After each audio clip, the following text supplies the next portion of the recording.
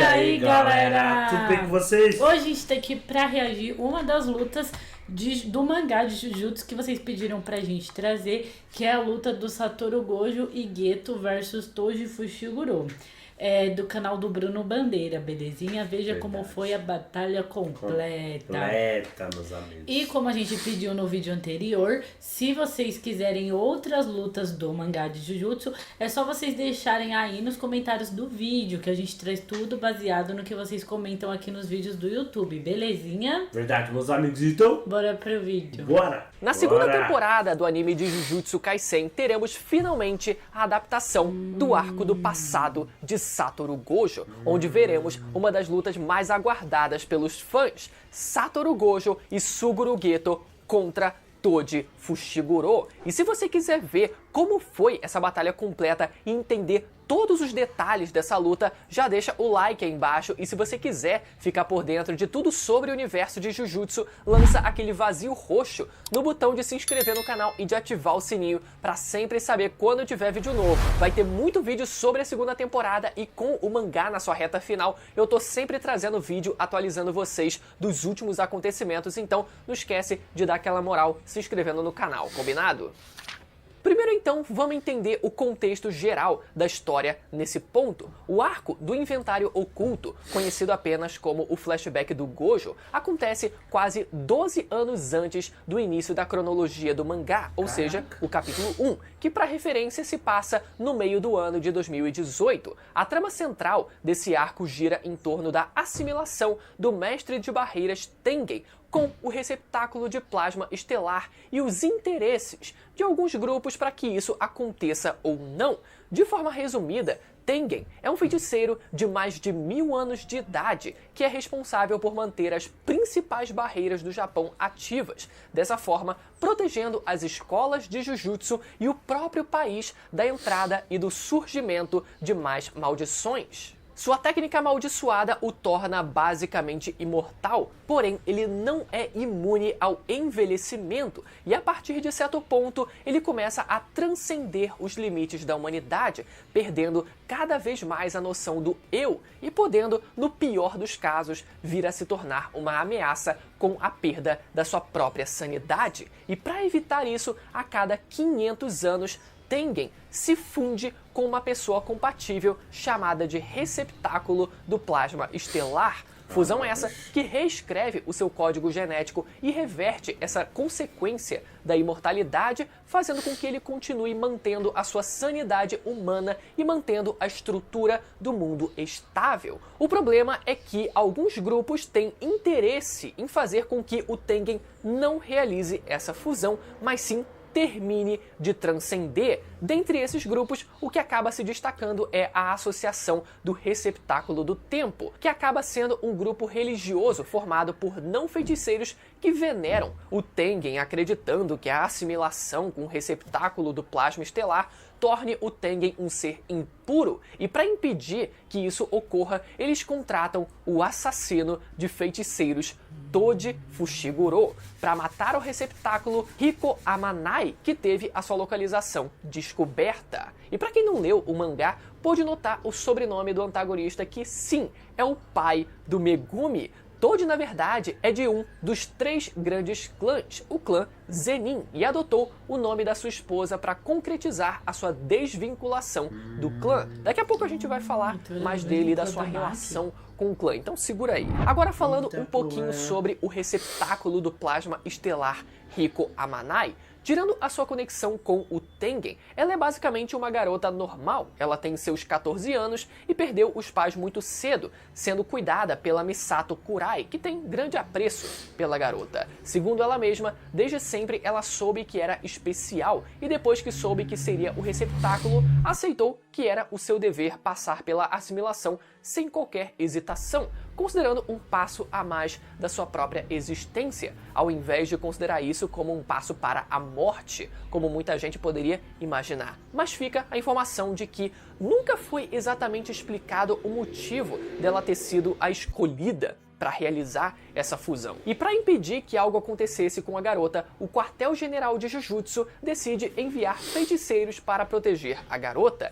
e o mestre Tengen solicita que esses feiticeiros fossem os ainda alunos Satoru Gojo e Suguru Geto, na época considerados a dupla mais poderosa. Gojo, que dispensa apresentações, ainda não havia alcançado o seu auge nessa época, mas já era um nome amplamente conhecido no mundo dos feiticeiros, graças a ele ter herdado os 6 olhos e a técnica hereditária do clã Gojo, o Ilimitado, o primeiro em 100 anos, tendo nascido com os 2. Já eu explico o que são cada um desses poderes. Já sua dupla Suguru Geto, que viria a ser o grande vilão do filme Zero mais tarde, nessa época ainda era aluno da escola de Jujutsu junto com Gojo.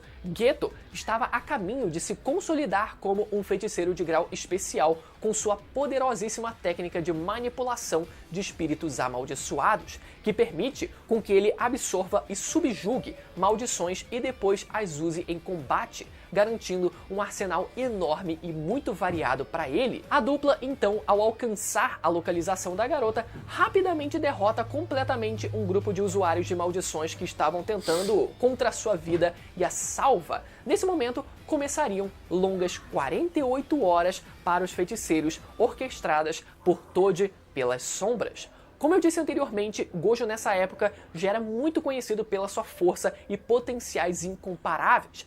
Toji sabia que não teria chance se buscasse um conflito direto, então ele monta todo um plano para desgastar ao máximo o Gojo antes de ter que enfrentá-lo diretamente. E para entender o porquê dele ter optado por fazer as coisas dessa forma, vamos entender como funcionam os poderes do Satoru Gojo. Primeiro, o chamado 6 olhos, que é uma característica genética ocular raríssima, que ocorre de forma recessiva dentro da linhagem do clã Gojo, podendo haver somente um usuário de 6 olhos vivo por vez. Um usuário com essas características consegue enxergar energia amaldiçoada de forma extremamente detalhada e precisa, como se possuísse um tipo de visão infravermelha de altíssima resolução. Alguns efeitos disso são óbvios, como o alcance altíssimo que o Gojo é capaz de enxergar e a sua facilidade tremenda em entender técnicas, por exemplo. Mas existe um ponto negativo: é um poder extremamente desgastante. Se usado por grandes períodos de tempo, principalmente em conjunto com o infinito, desgasta muito o cérebro do usuário e ele como um todo. E pra quem não lembra, né, o infinito, ou Mugen, é a barreira que fica em volta do Gojo que cria uma distância infinita entre ele e inimigos ou ataques, habilidade decorrente da sua técnica inata de manipulação do espaço. Toji sabia de tudo isso, uma vez que ele, por ser membro do clã Zenin, teve acesso a todos os registros seculares do clã, que descreviam as técnicas inatas dos outros grandes clãs, dentre eles o clã Gojo. Então ele arma o seu plano para nerfar Satoru Gojo antes da batalha. Toji então anuncia uma recompensa de 30 milhões de ienes com prazo definido de 2 dias pela cabeça da garota Riko Amanai no mercado negro. E isso faz com que durante todo esse tempo de 48 horas, na verdade, o Gojo ele fique extremamente atento, tenha que lutar contra diversos usuários de maldição e mantenha a sua técnica ativa. Tudo isso com o auxílio dos 6 olhos, o que o deixaria extremamente desgastado. E no começo do terceiro dia, já com a missão cumprida, eles chegam na escola Jujutsu de Tóquio, que era protegida por uma barreira e seria onde mais tarde ocorreria o ritual com o Tengen. Mas de repente, cortando o clima relaxado de dever cumprido e após o fim do prazo da recompensa, Toji surge de trás do Gojo, que estava visivelmente exausto, e o esfaqueia pelas costas para o choque de todos os presentes. Mas como aquele homem havia se infiltrado na barreira e como ele não foi detectado pelo Gojo até o último instante? Geto imediatamente reage, liberando uma enorme maldição que engole o Toji. Gojo consegue sair sem muitos danos desse ataque, já que seus órgãos vitais não foram atingidos e ele reforçou o corpo com energia para evitar maiores problemas. O Geto parte então com a Riko para dentro da escola para segurá-la e deixa o Gojo para lidar com o invasor. Começaria então a luta de Satoru Gojo contra Toji Fushiguro. E agora eu acho que é um bom momento pra gente falar um pouco mais sobre a técnica inata do Gojo antes da gente continuar. Como eu tinha comentado brevemente, o ilimitado se resume na prática à manipulação do espaço. O Gojo, ele força na realidade impossibilidades de matemáticas e lógicas que têm como efeitos diferentes habilidades. Fora o seu infinito, que cria um infinito em volta dele próprio, ele também consegue criar um efeito de atração muito forte num único ponto, o chamado brilho azul, e a técnica base do ilimitado que irá derivar as outras. Voltando à luta, Toad, sem muito esforço, destrói por dentro a maldição que estava prendendo ele, e Gojo percebe que, além de uma maldição no seu ombro, ele surgiu com uma arma diferente daquela que o esfaqueou segundos atrás. Gojo, frustrado por não saber nada sobre o seu oponente, o ataca com um brilho azul de baixa intensidade, que o Toad facilmente evita. Com isso, Gojo percebe o que era tão diferente naquele homem. Ele não tinha uma única gota de energia amaldiçoada.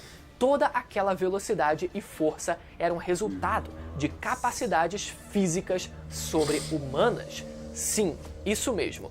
Toad não possuía energia amaldiçoada nenhuma, algo raríssimo e talvez até sem precedentes na história. Humanos normais possuem uma quantidade baixa de energia, mas até a deles nunca chega a zero. Já o Toad era a exceção, e isso é o que explicava ele ter conseguido passar despercebido pela barreira que cercava a escola e pelo próprio Satoru Gojo. Essa condição é um tipo de restrição celestial, isso é, uma condição de nascimento de um indivíduo. No caso do Toad, ele tinha zero de energia, mas um físico extremamente aperfeiçoado. E eu tenho um vídeo aqui no canal explicando mais a fundo esse conceito da restrição celestial, que não envolve só o Toad Fushiguro, mas alguns outros personagens também dentro da história. Vou linkar ele no final desse vídeo aqui para quem quiser assistir depois. Gojo, então, sem conseguir acompanhar a movimentação do Toad, opta por usar o seu brilho azul com sua liberação máxima de energia em volta de si, no formato de um círculo, o que destruiria as construções e impediria um ataque surpresa. Porém, um enxame de pequenos insetos de maldições surge e cerca o feiticeiro, e por mais que eles estejam sendo bloqueados pelo infinito, a visão do Gojo foi severamente afetada pela distração daqueles insetos. Acontece então o que se pensava ser impossível. Do meio dos insetos surgia Toad com uma nova arma que consegue perfurar através do infinito e atingir a garganta de Satoru Gojo. A lança celestial invertida, uma arma de grau especial que consegue cancelar o efeito de qualquer técnica, incluindo o infinito. Já mortalmente ferido, Gojo recebe mais alguns golpes e é acertado na cabeça por uma pequena lâmina. Satoru Gojo, o feiticeiro mais forte, havia sido derrotado por alguém que sequer tinha energia amaldiçoada, muito menos sabia usar Jujutsu. Logo após esse final brutal, a cena corta para Geto abaixo da escola, próximo ao local de morada do Tengen. Ele está com a Riko e lembra que ele havia combinado com o Gojo que, se ela não quisesse passar pela assimilação, eles respeitariam o seu desejo e lutariam até mesmo com o próprio Tengen se fosse preciso. E como ali era a última chance de voltar atrás, Geto dá a escolha para a Riko, que depois do tempo passado com outras pessoas, ela ganha novamente apego à vida e decide que queria passar mais tempo com todas aquelas pessoas. Mas como a gente bem sabe, Jujutsu não tem finais felizes e a garota acaba sendo baleada na cabeça, morrendo na hora pro choque do Geto. Toad havia os alcançado e depois de perceber qual era a situação, Geto parte para cima com uma maldição similar a um dragão oriental, o dragão arco-íris. Toad, enquanto atira com uma pistola e desvia do dragão, explica que ele é invisível para barreiras e para os 6 olhos, mas as suas ferramentas amaldiçoadas não, já que elas carregam energia amaldiçoada.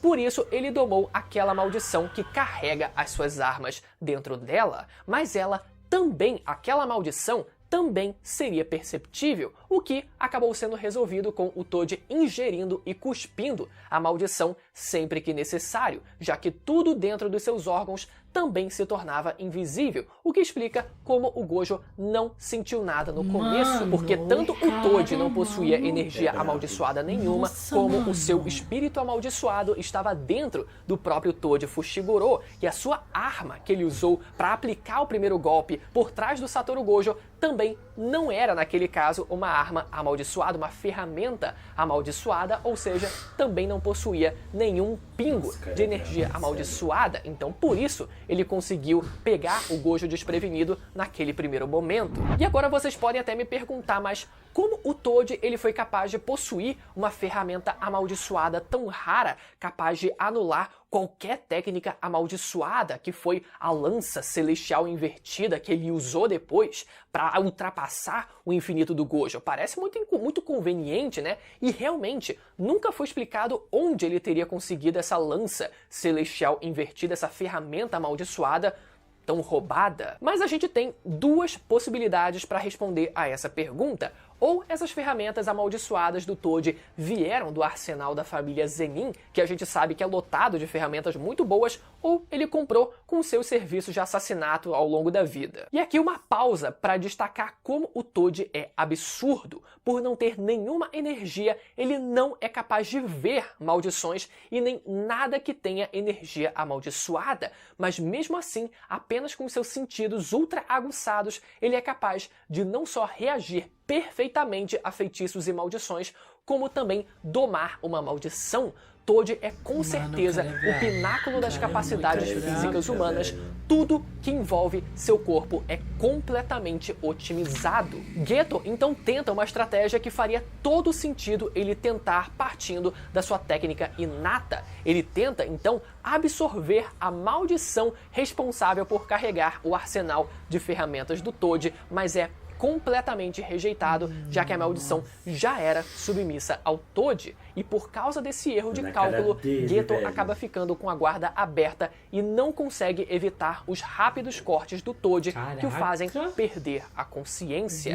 Toad explica que não vai matá-lo porque não sabe o que aconteceria com as maldições dentro dele e prefere não ter que lidar com nenhum inconveniente. Com isso, Toad, que havia sido rejeitado por aquele mundo por não ter energia amaldiçoada, havia derrotado os dois maiores indivíduos da feitiçaria. Uma vitória total para Toad Fushiguro. Mas eu e você sabemos que a coisa não termina assim. Afinal, o Gojo ele tá vivo e bem na cronologia principal. Mas como? E é isso que a gente vai descobrir agora. Tendo entregue o corpo da garota para a Associação do Receptáculo do Tempo como prova do serviço cumprido, Toad encontra uma figura inesperada fora do templo. Lá estava Satoru Gojo com seus ferimentos curados e uma expressão ensandecida. Técnica reversa. Toad imediatamente conclui que ele estava correto. Gojo explica que a partir do momento em que a sua garganta foi perfurada, ele focou tudo de si no aprendizado da técnica reversa. Técnica reversa que é a formação de energia positiva a partir da energia negativa. Essa energia positiva que é capaz de gerar carne e no fim do dia regenerar partes do corpo, ao contrário da energia negativa, que é a base das técnicas Jujutsu e só serve para fortalecimento do corpo e dos golpes, no caso de seres humanos. Ou seja, o fato de o Toji não ter usado a lança para finalizar o Gojo, ou simplesmente ter decapitado ele, fez com que o feiticeiro não morresse e sim se aperfeiçoasse ainda mais. Gojo, nesse momento, estava mais forte do que nunca, tendo superado a última barreira que impedia que ele liberasse todo o seu potencial. E depois de anunciar o começo do round 2 e facilmente desviar dos golpes do Toad, Gojo usa a mesma lógica de reversão, mas dessa vez diretamente no seu brilho azul, de convergência para divergência. O que antes era fortemente atraído, agora é fortemente repelido. Enquanto o Gojo flutua como um deus, surge pela primeira vez o brilho vermelho, reversão da técnica padrão do ilimitado, que violentamente isola Toji. Mas apesar da força do golpe, Toji mostra por que não pode jamais ser subestimado e se levanta praticamente ileso. Nesse momento, o assassino analisa suas opções e, aumentando o alcance da lança com uma corrente, diz para si mesmo que nada daquilo seria problema. Ele já sabia da existência de todos esses golpes desde o começo, então nada havia mudado. Mas apesar de tudo isso, ele sentia uma estranha inquietação que ia sendo jogada para o fundo da sua mente. Enquanto tentava atacar Gojo de todos os ângulos possíveis, o feiticeiro atingia um estado de quase iluminação. Naquele momento, ele sequer sentia ódio pela Rico, não sentia nada, senão todo o prazer desse mundo. E no timing perfeito com o ataque do Toji, Gojo explica que existe um golpe que é secreto até mesmo dentro do clã Gojo, então não havia como o Toji conhecê-lo. E com a colisão dos brilhos azuis e vermelho, Gojo dispara uma rajada de massa imaginária, o seu golpe mais forte do vazio roxo. Toji pensa como ele nunca teria aceitado esse segundo round normalmente. Ele estava a trabalho antes, então por que ele lutaria de graça agora? Não fazia o menor sentido, mas ainda assim, tudo o que ele queria era provar para o mundo da feitiçaria que o rejeitou, que ele conseguia contestar e superar o pináculo da feitiçaria, um pirralho com técnica reversa e o ilimitado, mas já era tarde demais. Ele já havia sido atingido. O seu orgulho lhe custou a vida. E depois de ponderar um pouco, ele decide confiar seu filho Megumi para o Gojo. Você viu ele todo estraçalhado? Essa luta seria talvez o maior divisor de águas no mundo de Jujutsu Kaisen. Além de colocar o Gojo finalmente na posição de mais forte, sem qualquer dúvida, ela também abriria um caminho para incontáveis desastres ocasionados dessa falha da fusão que acabou não acontecendo. E aí, será que a derrota e a morte do Toji foi uma morte justa ou foi uma morte injusta? Eu quero saber a opinião de vocês aí nos comentários, e se você quiser saber mais sobre a restrição celestial e sobre o Toji Fushiguro, você pode assistir esse vídeo que vai aparecer na tela agora, ou você pode assistir esse outro vídeo de Jujutsu que também vai ser recomendado pra você, que também, ó, com certeza tá show de bola, beleza? Até a próxima, tchau! Eita, mano, caraca, agora entendendo a luta com detalhes e mais informações sobre o porquê disso e o porquê daquilo, aumentou muito mais o meu hype pra luta e pra essa segunda temporada de Jujutsu que vai vir. E, mano, vai estar insano. O cara toma porrada pra caraca, mano, e mesmo assim tá... Sim. Rindo à toa, né? Rindo à toa, recebendo mais caraca, só o Satoru velho. mesmo. Nossa senhora, que mano. top, velho. Da hora, cada gostei. porcentinho dessa luta é válido, meus amigos. Mano, é muito legal também, porque agora eu entendi um pouco mais sobre como funcionam as técnicas do Satoru, né? Isso. Como funcionava também as técnicas do pai do Fushiguro, né, e tudo mais, e o porquê de toda essa luta. Gostei pra caramba, mano, o hype absurdo, velho, você tá maluco, velho. Uma das melhores lutas disparadas de Jujutsu, hein? Comenta pra gente, pra quem você tava torcendo aí nessa luta, que a gente quer saber, beleza? Espero que vocês tenham gostado e a gente se vê no próximo vídeo.